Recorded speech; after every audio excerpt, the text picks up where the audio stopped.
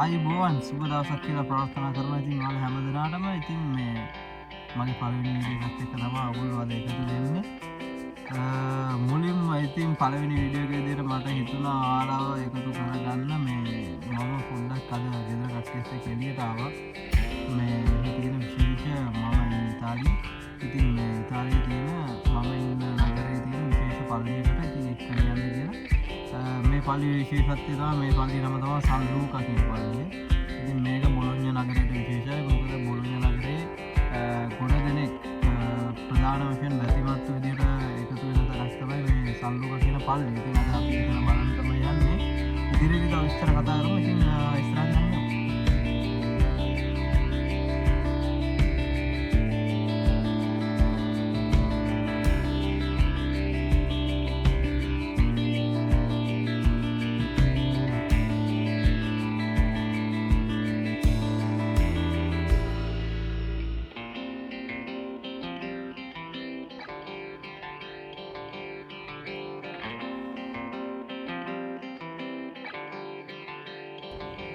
හොඳයි ඉතින් අපි ඇවිල්ලා ඉන්නේ මම අර කියපු සන් ලූකා පල්ලිය ගාවට. මගේ මේ ඊපස්සේ ඔයාලට පේන්න තියෙන්නේ මේ මාළිගාවක් වගේ සන් ලූකා පල්ලිය තමයි.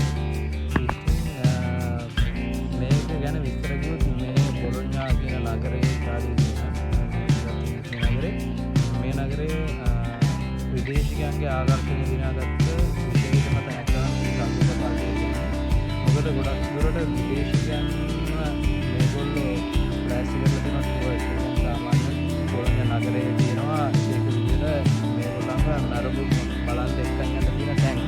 ඒ තැන් වලින් විශේෂම තැනක් තමයි මෙතන. මෙතන අනිවාර්යෙන් එක්කන් යනවා මේ දෙන ටූරිස්ට්ව ගොඩක් වෙලාවට. ඉතින් මේ දින මේ වගේ තැනක් තමයි. මෙතන විශේෂත්වය තමයි මේකත් අර ලංකාවේ තියෙනවා වගේම ලංකාවේ කඳු මුදුන් වල පන්සල් තියෙන්නේ.